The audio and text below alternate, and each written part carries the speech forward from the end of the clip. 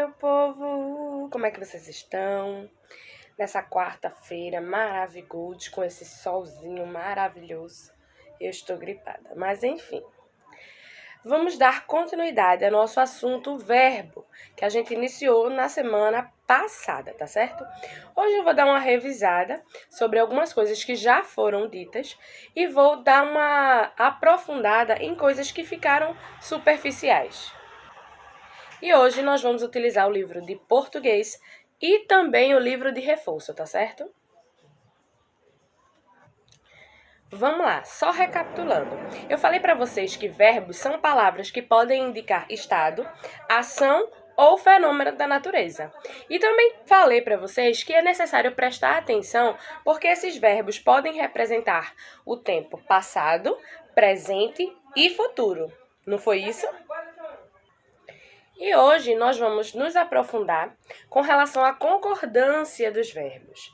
Prestem atenção. Primeira coisa que a gente tem que saber é que o verbo, ele concorda com a pessoa. Lembra que eu falei para vocês sobre primeira, segunda e terceira pessoa do singular e primeira, segunda, terceira pessoa do plural? Então, esse verbo, ele vai concordar com a pessoa. Por exemplo, o verbo cantar e tantos outros verbos, aliás, todos os verbos concordam com a pessoa, ele vai mudar. Eu digo, eu canto. Eu, primeira pessoa do singular. Se eu quero dizer tu cantas, perceberam que o verbo ele mudou?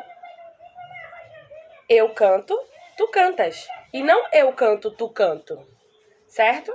Então, já temos aí a ideia clara de que o verbo ele vai concordar com a pessoa, seja ela no singular ou no plural. Certo? A segunda coisa que a gente tem que levar em conta é a concordância com o tempo. Se o tempo é passado, se o tempo é presente ou se o tempo é futuro. Esse verbo também pode sofrer alteração de acordo com o tempo. Por exemplo, eu cantei. Quando eu digo eu cantei, a gente observa que esta ação já aconteceu, tempo passado. Então, eu cantei, eu, primeira pessoa do singular, cantei no passado. Agora, se fosse futuro, eu cantarei. Além de concordar com a pessoa, com o tempo, o verbo também concorda com o modo, se é indicativo, se é subjuntivo ou se é imperativo. Vamos dar uma pincelada sobre o que é cada um desses modos. Quando eu falo de modo indicativo, eu estou dizendo que eu tenho certeza que algo vai acontecer. Por exemplo, que vai acontecer ou que acontece, na verdade. Eu canto no coral da escola. Eu estou afirmando. Esse verbo cantar está no modo indicativo. Eu estou afirmando alguma coisa. O modo subjuntivo indica uma suposição. Talvez. Certo? Talvez eu cante no coral da escola. O verbo cantar continua presente nessa frase, porém, ele está no modo de dúvida, no modo subjuntivo. Prestem atenção à diferença do modo indicativo para o modo subjuntivo. No modo indicativo, eu tenho certeza de algo. E no modo subjuntivo, talvez, é só uma suposição.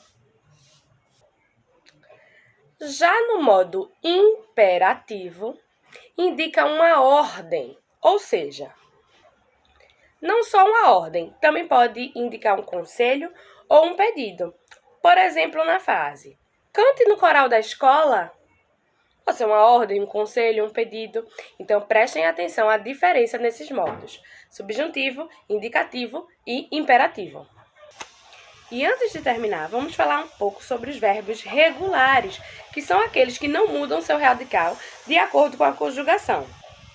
Ou seja, independente da pessoa, do modo ou do tempo em que esse verbo se apresente, o radical, que é o início da palavra, não vai mudar. Por exemplo, no verbo falar. Eu falo, tu falas, ele fala, nós falamos. Sempre o início da palavra do verbo é o mesmo. Então, eu chamo esses verbos de verbos regulares, tá certo? Então, não esqueçam, os verbos regulares são aqueles que não mudam o seu radical, o seu início, independente do modo, do tempo certo?